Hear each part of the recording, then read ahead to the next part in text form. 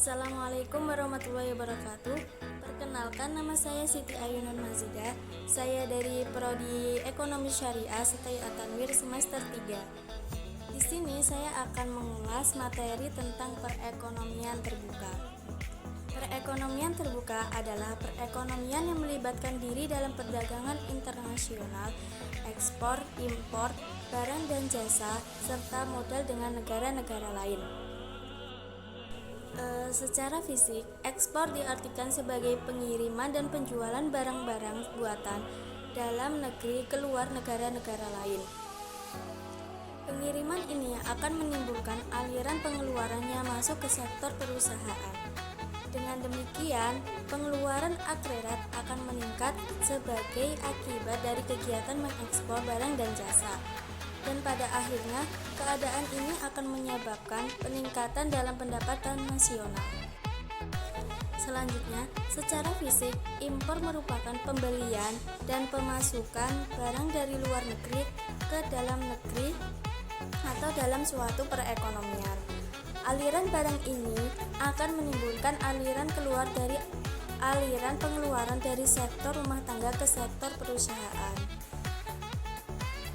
Jadi dapat disimpulkan bahwa dalam perekonomian terbuka ini, pengeluaran akhirat meliputi 5 jenis pengeluaran, yaitu yang pertama pengeluaran konsumsi rumah tangga, yang kedua investasi perusahaan, dan yang ketiga pengeluaran pemerintah, yang keempat ekspor, dan 5 barang impor. Perekonomian terbuka ekspor dan impor. Yang pertama yaitu ekspor. Jika suatu negara melakukan ekspor barang dan jasa ke negara lain, maka ia harus memproduksi barang dan jasa melebihi jumlah produksi yang diperlukan di dalam negeri. Dengan meningkatnya jumlah produk barang dan jasa yang dihasilkan oleh suatu negara, maka hal ini juga akan meningkatkan pendapatan nasional negara tersebut. Karena ekspor merupakan salah satu jenis pengeluaran akhirat, sehingga dapat mempengaruhi tingkat pendapatan nasional yang akan dicapai oleh suatu negara. Faktor yang menentukan ekspor suatu negara yaitu kemampuan dari negara tersebut untuk mengeluarkan barang-barang yang dapat bersaing dalam pasar luar negeri, baik dalam mutu, harga barang, dan lain-lain. Selanjutnya yaitu impor. Dalam analisis makroekonomi, diasumsikan bahwa faktor yang mempengaruhi besar kecilnya pembelian barang dari luar negeri atau impor suatu negara adalah kemampuan membayar atau daya beli negara tersebut terhadap barang impor.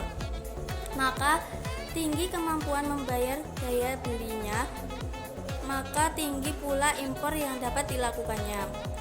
Karena tinggi rendahnya daya beli suatu negara dipengaruhi oleh tingkat pendapatan nasionalnya, maka tinggi rendahnya impor negara tersebut juga ditentukan oleh besar kecilnya pendapatan nasionalnya. Kemampuan suatu negara dalam menghasilkan barang yang lebih baik mutunya merupakan salah satu faktor yang menimbulkan perubahan impor terhadap tingkat pendapatan nasional. Sekian dari saya. Wassalamualaikum warahmatullahi wabarakatuh.